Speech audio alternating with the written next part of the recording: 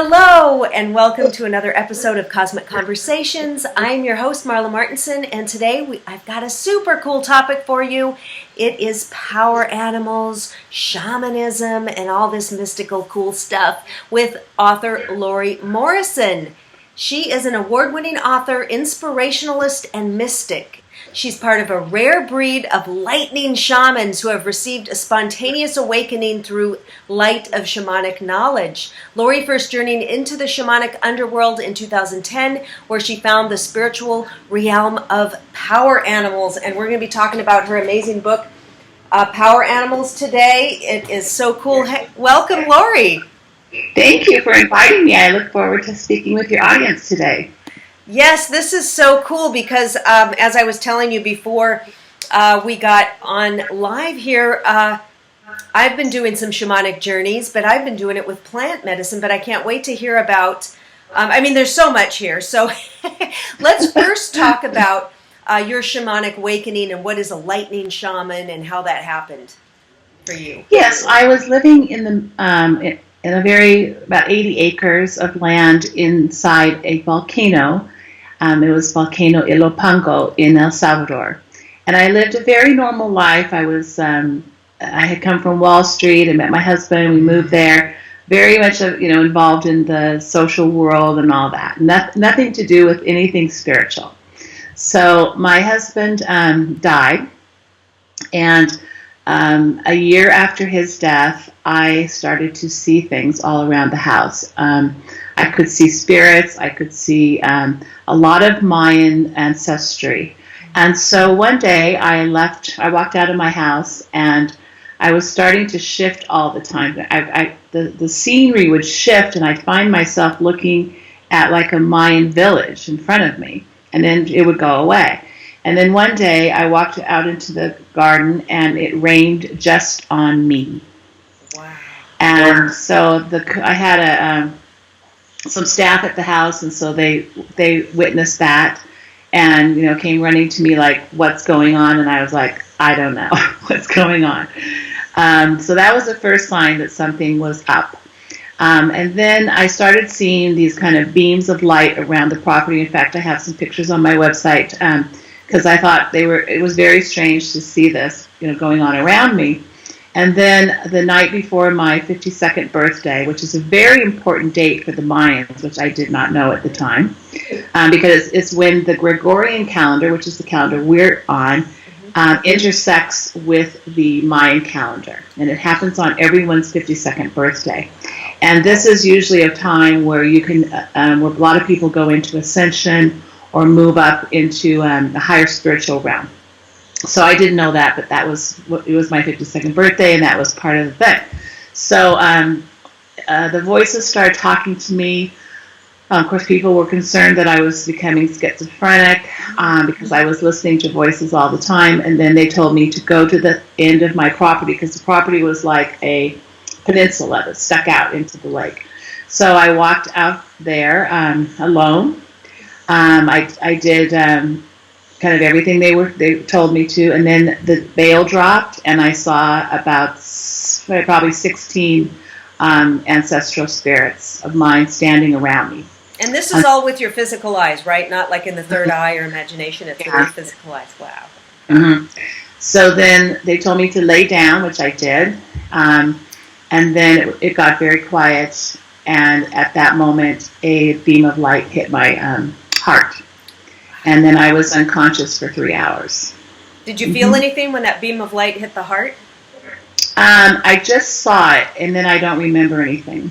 In fact, I don't remember what happened in those 3 hours. I've done some regression work. I know with Dolores Cannon and people like that to see what was really happening. But there's still a lot of missing pieces for me. Sometimes things come back, little bits and pieces, but I know it's going to take quite a while to figure out where I was. Oh, wow. Yeah, okay. So and this happens, after that happened to me, of course, I dove into researching it everywhere to find out, try to get some meaning behind this. And I realized that many shamans and a lot of tribes are what they call lightning shamans. And what happens is they're usually struck by some type of strange light or actual lightning. In fact, many of them shamans you'll see where their ears are maybe have been burnt off or whatever because of the of the impact. When I did come to consciousness, I was paralyzed, and they say that's called Astral Catalepsy, which means that you have left your body for such a long period of time that you can't integrate coming back. So what ended up happening was I was kind of stuck in the fourth and fifth dimension for 2 years. But when you were paralyzed, you were paralyzed, what, for an hour laying there or something, and then you came back in, or how long were you paralyzed lying there? Well, I was there maybe half an hour before I could integrate and then finally be able to move my, fingers and toes and all that. And were you freaking out? No, I was completely in another dimensional place, so I wasn't really aware of what was happening to me. It was happening so fast. I was caught up in the energy of that dimensional place. I didn't have time to even really reflect on the fear of it. Right. So for a couple years, you're in these other dimensions, like just spontaneously going in and out, or in the night, or how would you describe that? I was mostly in the fourth, from what I understand. I was institutionalized twice because people thought that I was, I just saw everything in another dimension. So I was having really tough time relating to people in the third. I also was getting downloads, severe downloads from my ancestral spirits that were working with me. And that's when I kind of got my connection to the animal kingdom, because when the veil dropped and I was in the fourth, there were 4 jaguars who were my teachers. And they would wake me up at 4 o'clock in the morning. They'd start my initiation. It was kind of like a shamanic initiation. People always say, well, where did you learn shamanism? And I learned it the old-fashioned way, which is when this kind of thing happens and then you're taught by spirits. And so for 2 years, I was in their classroom every day.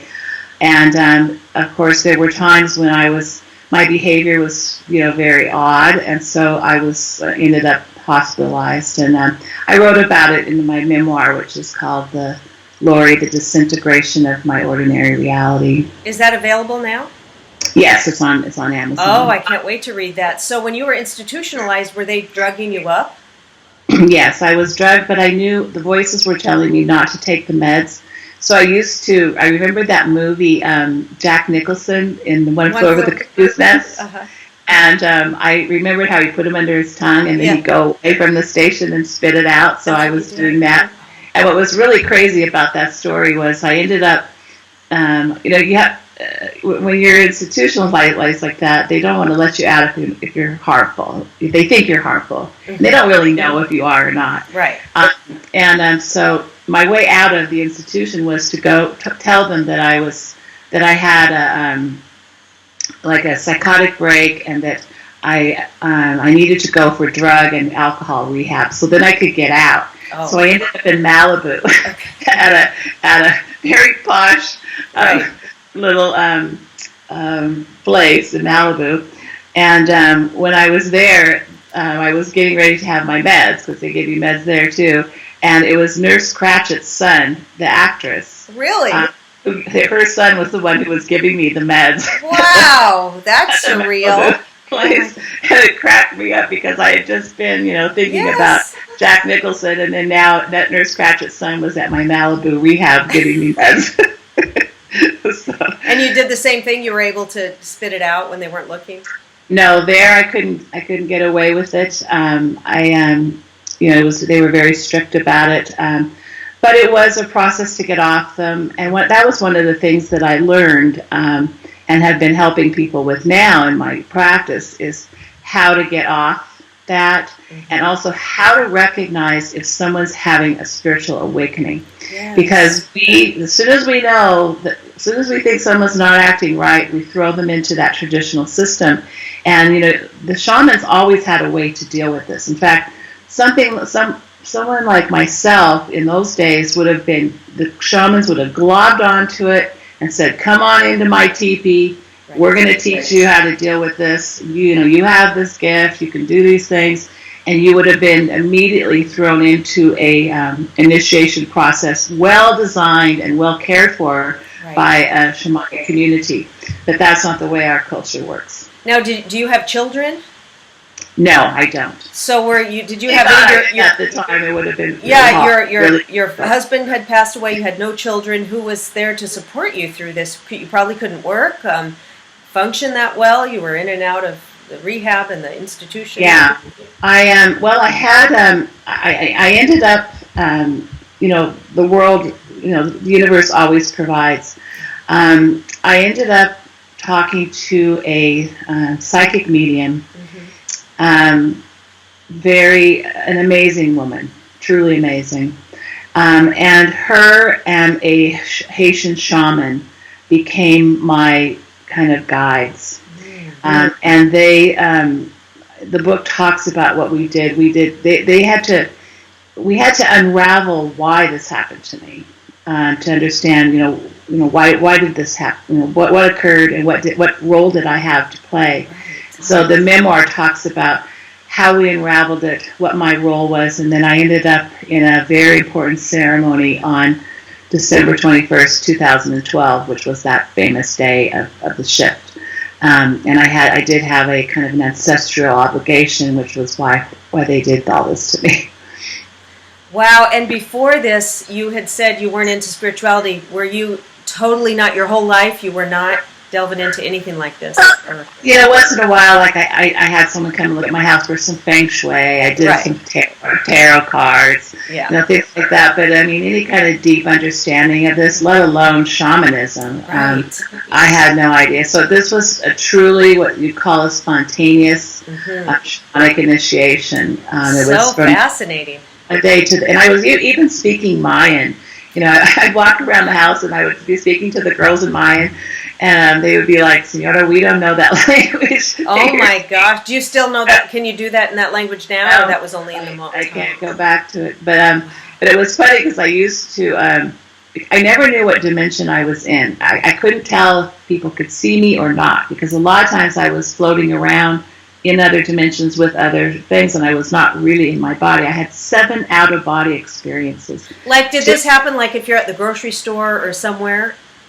Or It was totally spontaneous. One time, probably the worst one was I was on my back patio, and what would happen is I would just, like, I would want to fall asleep so bad there was nothing I could do to stop.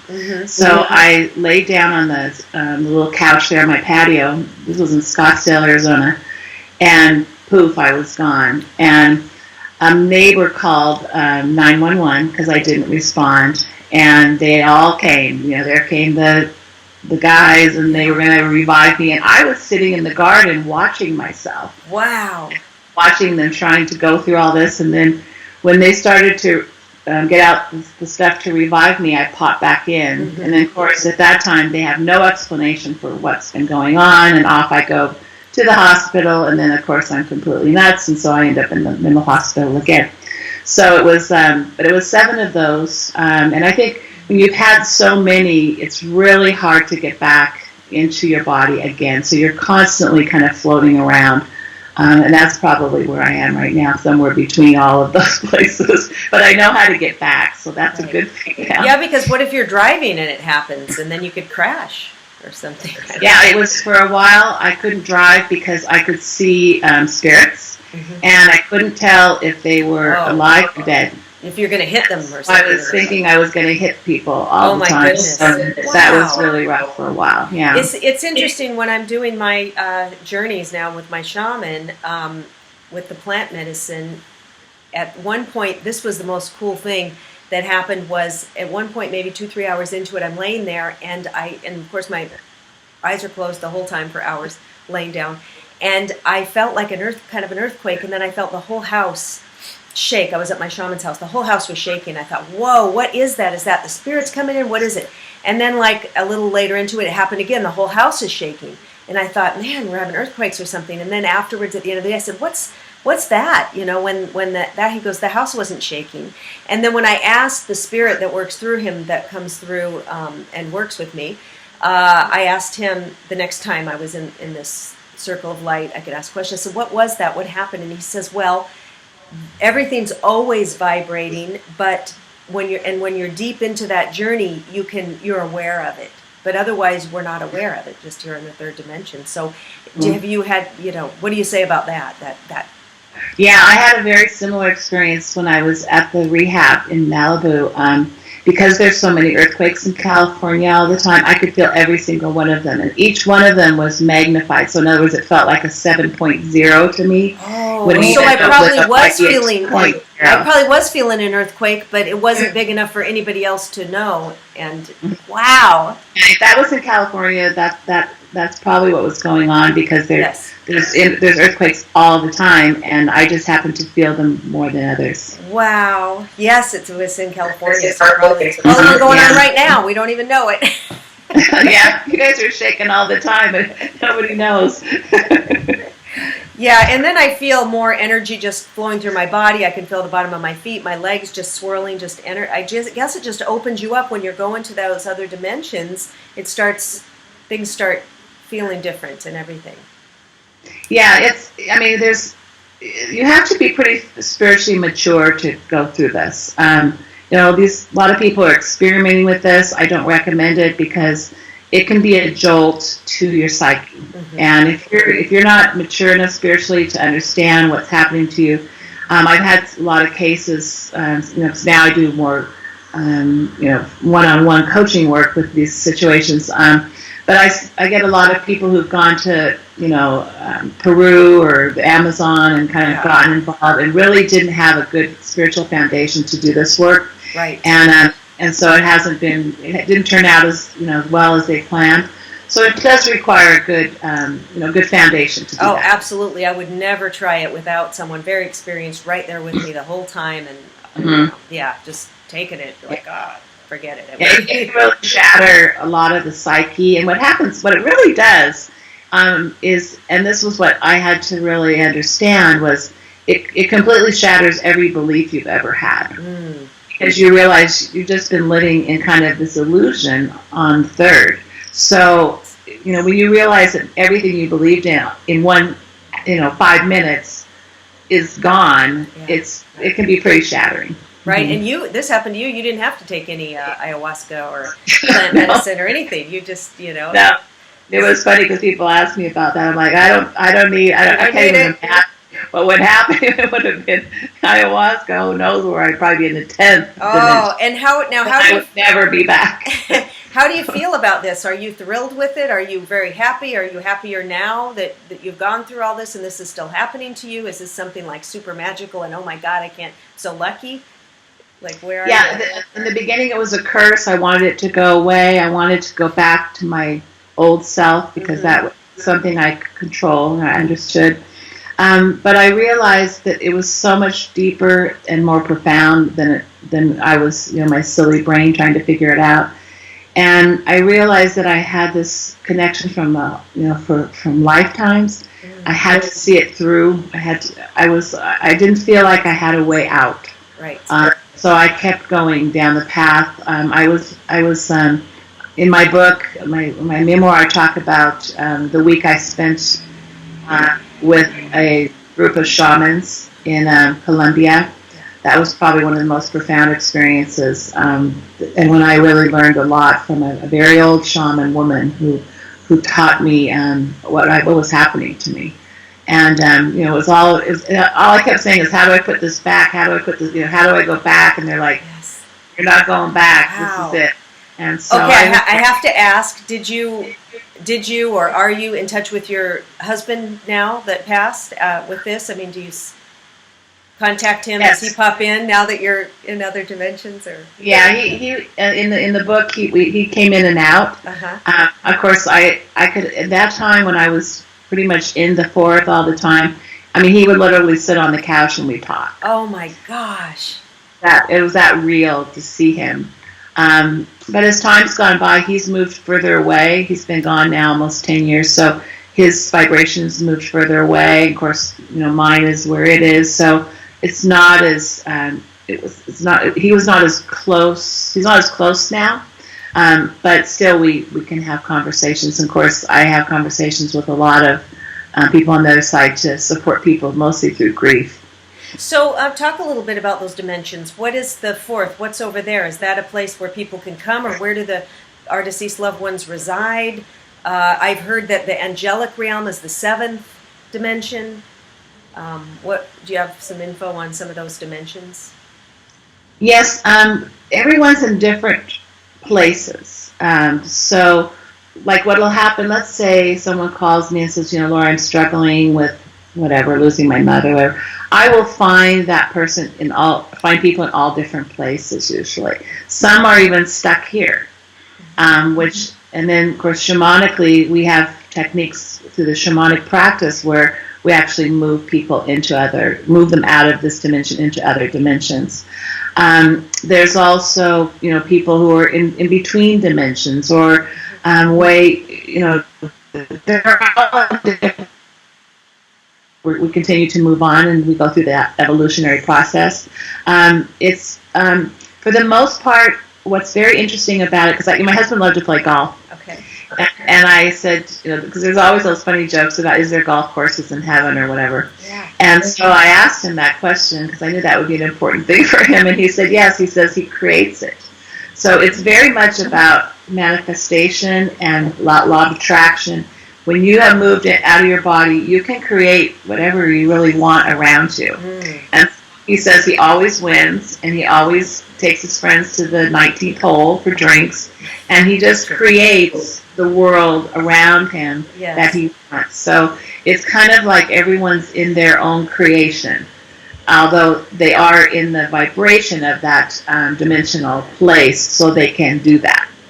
And what about hell? So that's, I think, a Christian, creation. Is that what you've found? Anything like hell over there? Or is that just a religious, something they made to make us afraid and keep us in line?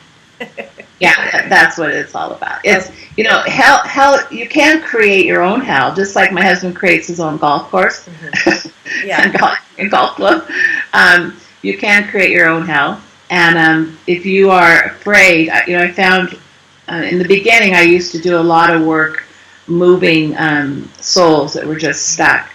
And I was really, it saddened me to see that most of them, or a lot of them, were very religious and had committed suicide. Oh. And because of the stigma from the Catholic Church and other religions about suicide, mm-hmm. they were afraid. They thought they were going to hell. Okay, right. So they'd stay in this dimension. And then with that, they would never move on. So it was a very much of an injustice, I felt, to, have that going on, mm-hmm. so that people don't, move on to their next. And then a question I get a lot. I've had hundreds of conversations with people and things, and a lot of people are stuck on. But how do you know you're really talking to spirits? It could be demons. They're fake. It's not an angel. It's a demon. And do you see? So talk about lower energies or demons for a minute. Mm-hmm. Yeah, that's very real. I was very much caught up in. There was a lot of negative spirits because I didn't know how to manage what was happening. Okay. So I was possessed by voices and different things that were not good for me. Okay. I had the good and the bad.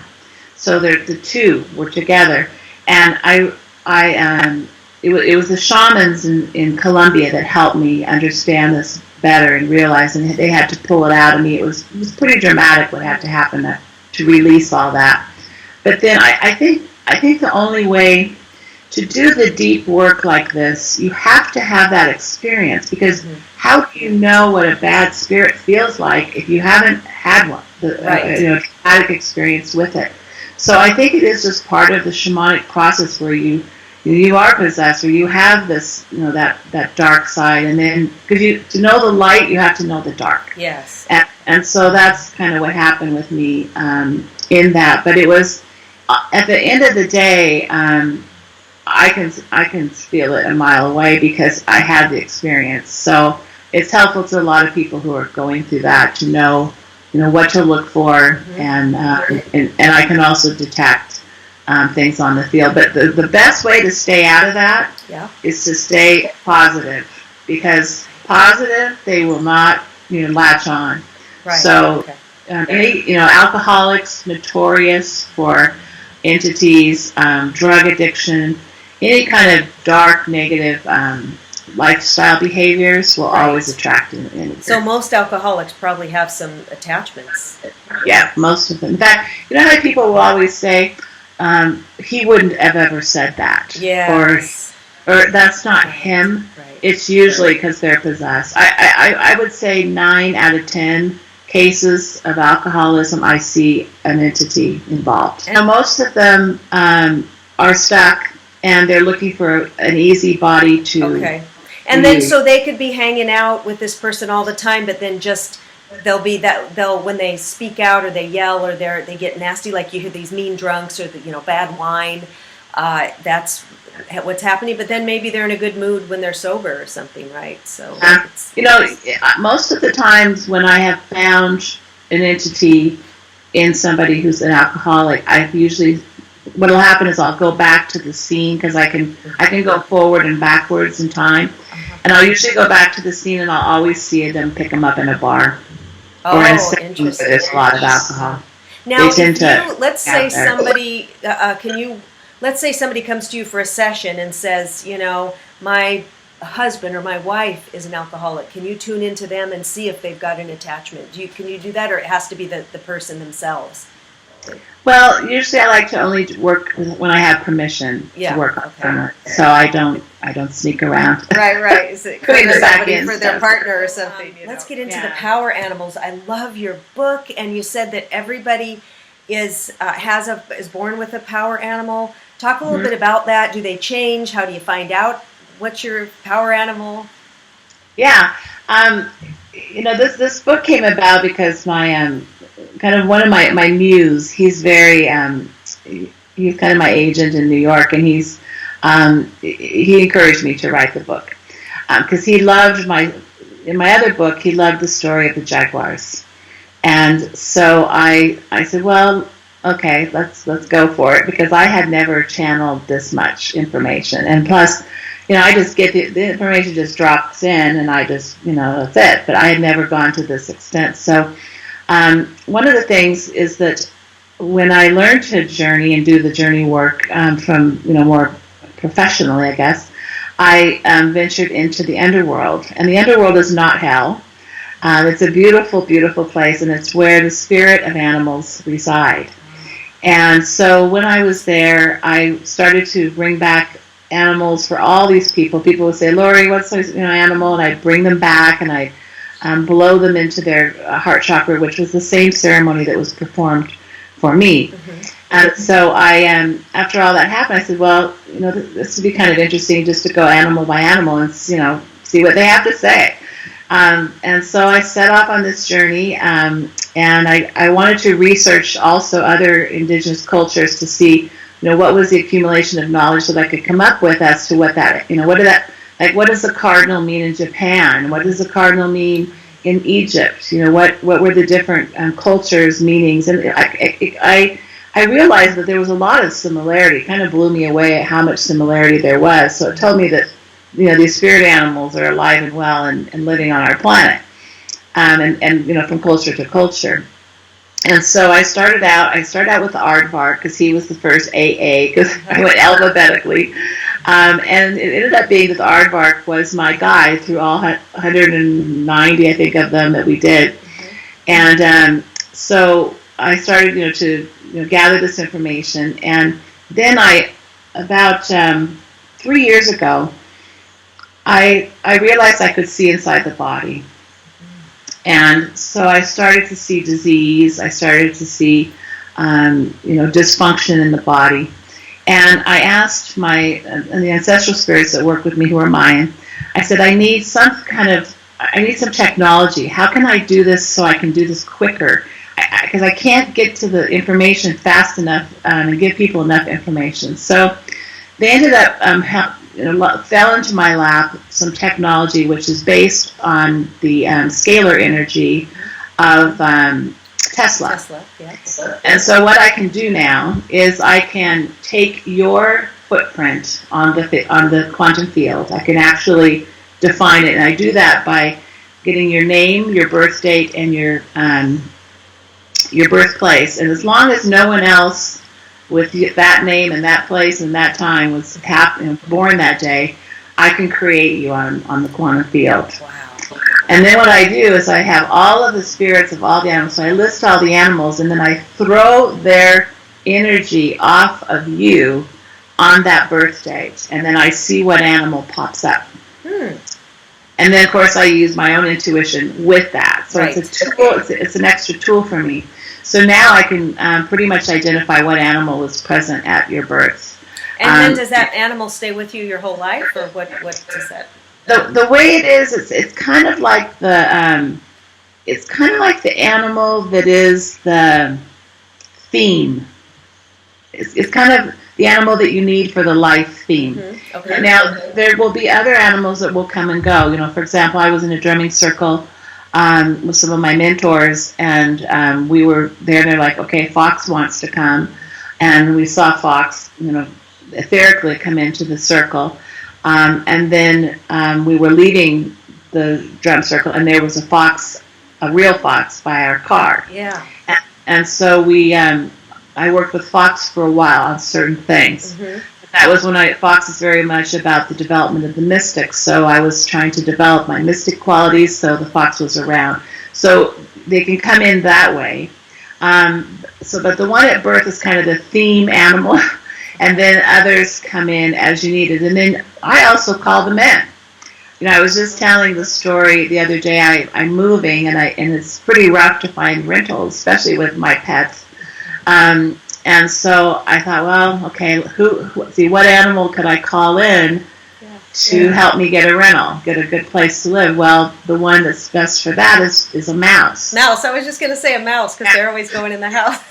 Yeah, perfect. Yeah. So I called in mouse, and sure enough, I found this place that there would be no way I would be able to find it. It was so off the beaten track. Wasn't even on a listing or anything else. Perfect place for me, blah, blah. So I use them when I need stuff. And, I know you were a matchmaker. Yes, I'm a matchmaker, yes. At one time. And so I wrote down a few of them for matchmaking. Yes. Tell me what I can work with, because that's my full-time job is matchmaking. Implement that. So obviously when we look for someone, we want someone who's loyal. So cardinals are great. Okay. They're very loyal to their partners. And another one that is kind of surprising is the centipede. Because the centipede is almost blind, and it relies on its psychic connection to find its partner. Oh, cool. Very much a psychic connection to use the centipede. Also, to call in a mate, you can use the cicada. Okay. Because they're very famous for calling in their mates, to their trees. Also, if you'd like someone who's very homey, very nesting, eagle is great for that, because they mate, and they are very they honor their nests very much and want to make a lovely home that way.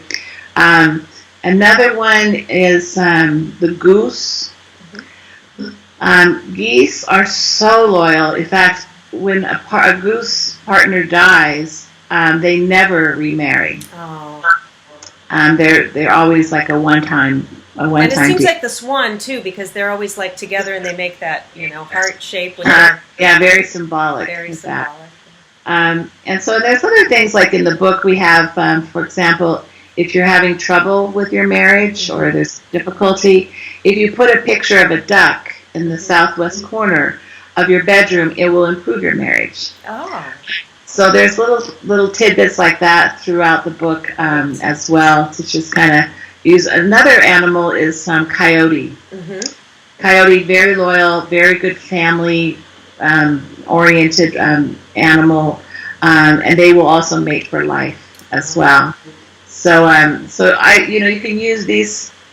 What you do is you just call them in. Say, look, I need the power of Coyote with me now. I want to start a new relationship. I'm looking for a loyal partner. And what I do is I use them like kind of gophers, and I say, go find me this, or go find me that, or go get me I need, I'm really fearful about this, something that's coming up. So I will look for jaguar, for example, who will always, go into the unknown very easily and always support anything I'm doing. So I use them in that way. And then the last way is when they appear. Mm-hmm. And the book's really helpful. Something just shows up, it's something always to pay attention to. Animals do not just pop up in front of you for the fun of it. Okay. They come usually with messages. Right. Dragonflies are notorious. So are butterflies. In my book I talk about how there was one, I was vibrating at such a high vibration through that I had almost, I'd say 200 butterflies swarming me when I was having breakfast. Oh my God. So there's, these kind of experiences that happened to me so much, and it just created a whole another, kind of whole rabbit hole to go into to understand what all this meant. So the book is really helpful for that. It lists the 3 powers. Mm-hmm. It also lists the mineral that's most resonant with that animal as well. There's so much cool stuff in here. I mean, it talks about power animals, shaman, non-ordinary reality. I just wanted to get into that a little. You're in Sedona, where they've got those vortexes, and just talk a little bit about those the vortexes around the world. What could happen there, or should we be going there? What's going on? Can everybody feel it? Yeah, these just happen to be kind of spots on our planet that I guess the veil is thinner than normal. For some reason, the energy converges in that area, and it makes it very, susceptible for that. But it doesn't mean it's the only place that you could have that experience. Mm-hmm. A lot of people who come to Sedona have incredible experiences. I have a lot of clients who visit and have these pretty interesting spiritual experiences. But because it is easier, perhaps, in this area to have it because of the thinness of that connection, and also the vortex can pull you into other dimensional spaces. Mm-hmm. And are there certain places in Sedona that people will tell you to go if you want to be pulled into that? There's certain spots, not just the whole area. There's certain. Yeah, there's certain high energy spots. Okay. One area, there's certain canyons that if you go back into. In fact, I was told after my spiritual awakening not to go there because they said, Laurie, you're way too. Yeah, you're way too off the charts. You might never come back. So yeah, it's always do things with with someone who's experienced with those matters. Okay, I have a question I'm dying to ask now. It's an animal, Bigfoot, Sasquatch. I'm a Seattle girl. I grew up with the Bigfoot legend. We had a book about it. It was always, and we had a cabin in the woods. And I remember to go to the bathroom, we'd have to go outside and down the balcony, and it was an inside bathroom, but you had to go outside. So in the middle of the night, I'd be like, "Oh my God, a Bigfoot's going to grab me!" and I'd run. And the spiritual, the New Age world or whatever, ufology and all that. Some people say, well, they're coming in, they're interdimensional beings. I've also heard they're living underground. We won't find the entry point. Do you have any info on Bigfoot? What's going on there? Well, the best that I could. What most resonated with me as to the existence is that I believe this animal has, a creature, whatever it is, has the ability to move between the 3rd and 4th dimension. Mm-hmm. Okay. And because I was kind of doing that myself, I see how it's very possible to, I had jaguars, sit around me all the time when I was in the 4th, and I could see them. So that tells me there's no reason that I couldn't see other creatures of, if maybe I had... now when you're going in and out, because you still do it, you can look for a Bigfoot and report back. Yes. I didn't think of calling him in, actually. So I was kind of like you. I grew up in Washington, too. And yeah. I wasn't thinking about wanting to meet him. I'd be kind of scared. We get scared. And what about mermaids? Any thoughts on mermaids? Legend or... Yes, I did. Oftentimes I will be treating someone for some trauma or some events, or going back to some events with people. And I have had some clients who've had some pretty rough times in Atlantis because of the fall of Atlantis. And I have met, I think I've had 2 clients who were mermaids at that time. And so I can go back to the time they were there, experience them. A lot of times they are having, issues now in this lifetime that relate to being a mermaid. But yes, they did exist. But they were mostly in the 4th and 5th. They were also very prominent in Lemuria. And very much just a part of, you would see them just very much of a part of your normal walk down the road. They were very much in Lemuria. But they could be out of the water, walking down the water? No, you would see. I mean, if you're like by the seashore and then you see them in. Yeah, you would see them, but then they would They can also shapeshift. In the 4th, you can usually shapeshift into any creature you really want at that time. That's interesting. That the shapeshifting. When you're in the 4th dimension, did you feel some shapeshifting? Did you try, or did it just happen? Yes, I had several experiences. One, I was. Let's see what creature was it? I was a jaguar at one time because the jaguars told me to merge with them at one time, and I did. And I walked through a jungle with them, which was pretty wild. And then I also was an eagle. At one time I was inside the eyes of a eagle. And then I do have a power animal that I work with who's a lion. She was given to me by this Haitian shaman. And she's very interesting. She will come in, and it's her eyes that I use to see inside the body. They're not mine. Right. They're hers. And she will point me, like if I'm working on it. I do a lot of really tough cases where people really don't know what's wrong with them. Doctors have told them, they don't know. And so she'll come in, and then she'll take me inside the body. And it's almost like I can almost see like an X-ray, but even deeper. I can even go actually into the cell and see. And it's her power. That's her power that she uses me for. We've been together for it's been almost 8 years working together. So we're very comfortable with each other now, and she knows my limitations. I know her powers, so we work together and work on healing issues. Oh, this is amazing. So, I keep meeting people with Lyme disease, fibromyalgia, this kind of thing. Now, if someone came to you and said, I've got fibromyalgia, I've got this, that, can you look in and then see, so it's supposedly, I guess, inflammation, but can you look in and see, okay, this is why, and this is what you've got to stop or do to make it go away or heal it? Or find out the source of that? See, those terms for me are just labels that they put on a group of symptoms. Right. And if they need to find a name because of the way our system works, they have to find a pill that goes to fix it. So without the diagnosis or without the label, our system doesn't work like that. So what I do is a little bit different. I don't want you to tell me that name. I want you to tell me what you're feeling. I want you to tell me what's happening. Right. And then I can go in and say, okay, what are these symptoms and what's really going on? So I go and treat the symptom more than the name of whatever you think you have. And then I also use the scalar energy. So just like I find your power animal, I have like maybe, for example, if I think you might have parasites, I would take probably 2,000 different parasites, vibrational energy, throw them onto your field, and I would see which ones came up for you.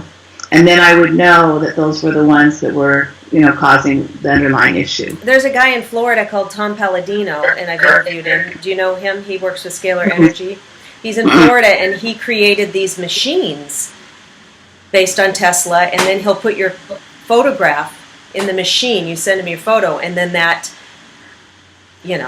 also prevents colds, whatever, all these things too. The same concept, but he's using a machine he developed. You're using it energetically, spiritually. I do use an actual program. Yeah, I do have the program. So it's me and the program, which is kind of a program like on your computer? Yeah. Oh, yeah. Okay. And how this was designed, it's a fascinating story. It was designed by a group of two Dutch guys, kind of from the MIT of Europe. And one of their problem to solve was that in the fields of Holland, they have the bulbs for all the tulips, and the rabbits or rodents or whatever would come and take the bulbs. Mm-hmm. And so they were looking for a very simple way, using this technology, to see if they could kind of carve out some of these parcels mm-hmm. and provide like a protection around them so that the animals didn't come. Right. And so they did this, and it worked. And so that's when it started to realize that they were able to use the quantum field to, like, same way that we repel the rabbit without killing the rabbit, but we repel them. We can repel disease, we can repel viruses, anything you might be allergic to. So it's the same technology that started out with the rabbits and the tulips. Wow, that is amazing. Laurie, thank you so much. I could talk to you all day, but we've got to cut it off. We'll have to do a part 2. Tell people how they can work with you. It sounds like some of these things, I mean, it would be, do you take people in person? Because it would be so amazing. I'm thinking, I want to take a road trip and come and have a session with you. Well, right now I don't do them in sessions in person, because I do use a lot of the scalar energy program as well. So I need to be with that and myself together. So I'm not in front of somebody, but I do it online right now. And I usually get a lot more done that way. I get people a lot more information. We had, we just had some remarkable cases. I'm just shocked all the time. I just had one where a client could not walk after some surgery. She had a torn Achilles, and she could not. Things went wrong, and she was unable to walk afterwards. And so, within literally 15 minutes of the work, she was walking. So we've had just some absolutely astonishing things happen. So I'm excited about it. I like mixing that old wisdom of the shamanic ways, using the power animal energy and also some of the scalar energy together to make to give people a chance to look at it in a different way. This is amazing. So you do it on Skype or yeah, through a Zoom program. Oh, Zoom. Yeah. Okay. Awesome. This is fantastic. I've got your links flashing up on the screen, and everybody check out Laurie's books. I'm actually can't wait, because tonight I'm going to download your memoir on Kindle and read it, because it sounds so fascinating. And Power Animal book. It's amazing. So I'm so honored that we got to connect, and thanks for stopping by. And until next time, everybody, much love.